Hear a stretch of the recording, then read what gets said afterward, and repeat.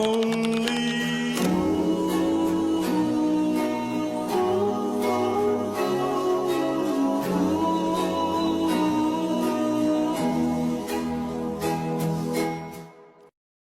Halo semuanya.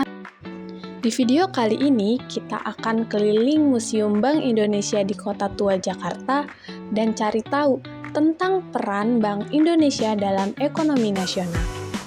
Simak petualangan kami yuk! Bank Indonesia ternyata bukan cuma tempat buat ngatur uang loh, tapi jauh lebih dari itu. Gedung yang megah ini menyimpan banyak cerita tentang bagaimana rupiah dijaga, inflasi dikendalikan, dan ekonomi nasional dijalankan dengan penuh kehati-hatian.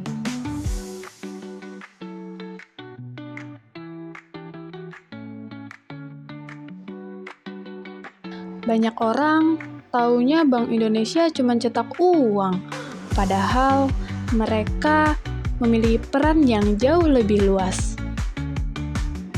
Sebagai bank sentral, tugas utama Bank Indonesia ada 3. Yang pertama, menjaga stabilitas nilai rupiah. Yang kedua, mengatur sistem pembayaran. Dan yang ketiga, menjaga stabilitas sistem keuangan. Kalau inflasi naik, Bank Indonesia yang turun tangan loh.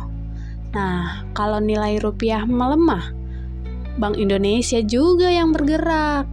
Jadi, di balik semua itu ada kebijakan moneter yang disusun dengan cermat. Misalnya, Bank Indonesia mengatur suku bunga acuan.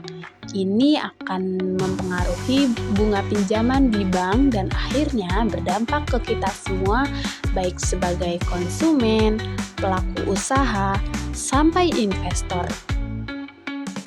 Zaman sekarang, siapa sih yang masih suka bawa uang tunai?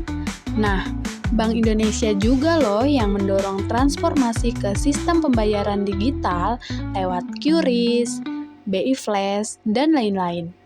Lewat QRIS atau lewat sistem pembayaran digital, kita bisa transaksi makin cepat dan efisien. Bank Indonesia bukan cuma mengikuti zaman, tapi mendorong inovasi. Tujuannya supaya transaksi di Indonesia makin inklusif, aman, dan efisien. Nah, sekarang masuk ke bagian yang menarik, yaitu perbankan syariah. Di sini peran Bank Indonesia nggak kalah penting. Meski sekarang fungsi pengawasan bank syariah sudah dipegang OJK, Bank Indonesia tetap punya peran besar dalam pengembangan ekonomi dan keuangan syariah. Kalau dulu sistem perbankan di Indonesia hanya mengenal sistem konvensional, tapi sejak awal 1990-an mulai lahir sistem yang berbasis nilai-nilai Islam, yaitu perbankan syariah yang dibangun atas prinsip keadilan, kerjasama, dan bebas riba. Bank syariah hadir untuk memenuhi kebutuhan masyarakat muslim yang ingin bertransaksi sesuai syariat.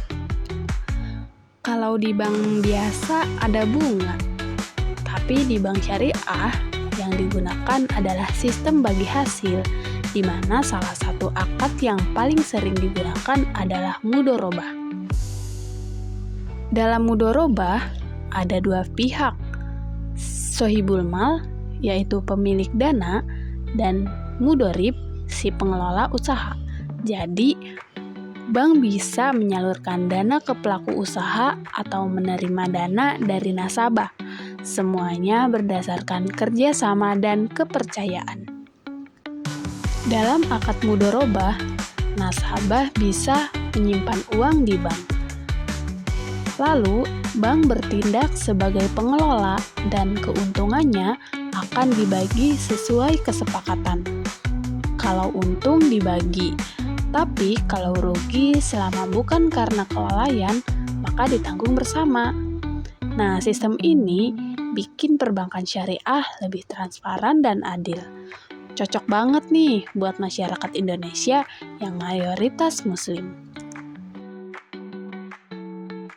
Melalui perbankan syariah, Masyarakat juga didorong untuk mendukung sektor real seperti UMKM, usaha halal, dan bahkan ekonomi pesantren. Bank Indonesia sendiri punya peran besar dalam mendorong ekosistem ekonomi syariah nasional dari hulu ke hilir. Dan akhirnya, selesai juga nih perjalanan seru kita hari ini di Museum Bank Indonesia. Siapa sangka dari bangunan tua penuh sejarah ini, kita bisa dapat insight segar soal ekonomi syariah, sistem bagi hasil, sampai pentingnya keuangan yang adil dan transparan. Yang jelas, kita pulang bukan cuman bawa foto-foto dan oleh-oleh, tapi juga ilmu dan semangat baru buat jadi generasi melek ekonomi. Yang gak cuman mikirin cuan, tapi juga nilai dan etika. Terima kasih buat Museum Bank Indonesia atas sambutan dan ilmunya. Dan tentu terima kasih juga nih buat kamu yang sudah nonton sampai akhir video. Sampai ketemu di petualangan belajar selanjutnya, dan jangan lupa belajar bisa di mana aja ya, asal kita mau buka mata dan hati kita. Sampai jumpa.